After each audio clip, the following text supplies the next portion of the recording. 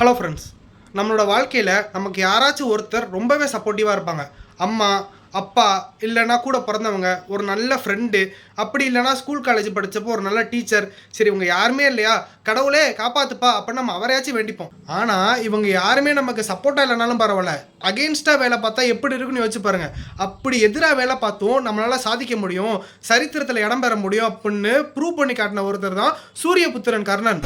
அவன் பெயரை சரித்திரம் மறக்க. பெத்த உடனே இந்த குழந்தை எனக்கு வேணான்னு சொல்லி ஆற்றுல விட்டுருவாங்க அம்மா. அது மட்டும் இல்லாமல் என் பசங்க 5 பேரில் ஒருத்தனை தவிர நீ வேற யாரையுமே கொல்லக்கூடாதுப்பா அப்படின்னு சொல்லி வர வாங்கிடுவாங்க. அப்பா சூரிய தேவன் கொடுத்த கவசத்தையும் குண்டலத்தையும் இந்திரதேவர் சூழ்ச்சி பண்ணி பறிச்சுட்டு போயிடுவாரு. தேவருக்கு அதிபதி தேவேந்திரர் மானிடனான கர்ணனிடம் சதிச்செயல் புரிந்தார்.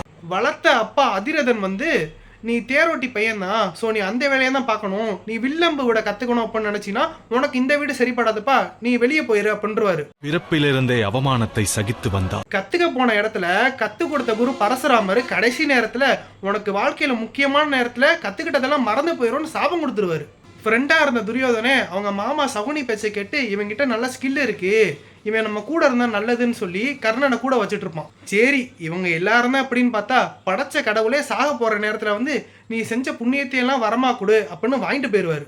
நீ செய்த தர்மத்தின் பலனை எல்லாம் எனக்கு தாரி வார்த்து கொடுத்து விடு, அது போதும். இப்படி இவங்க எல்லாருமே சூழ்ச்சி பண்ணாலும் கடவுளே உட்கார்ந்து நடத்திட்டு இருந்த தேரை 2 அடி நகர்த்தி காட்டுவாரு கர்ணன். தாமதமானதா ஆச்சாரியர் மகனே. மகாபாரதத்துல எத்தனையோ கேரக்டருங்க வந்துட்டு போயிருக்கலாம், ஆனா எனக்கு ரொம்பவே பிடிச்ச ஒரு கேரக்டர்னா அது கர்ணன் மட்டும்தான். சூரியபுத்திரன் வைகர்த்தனன்.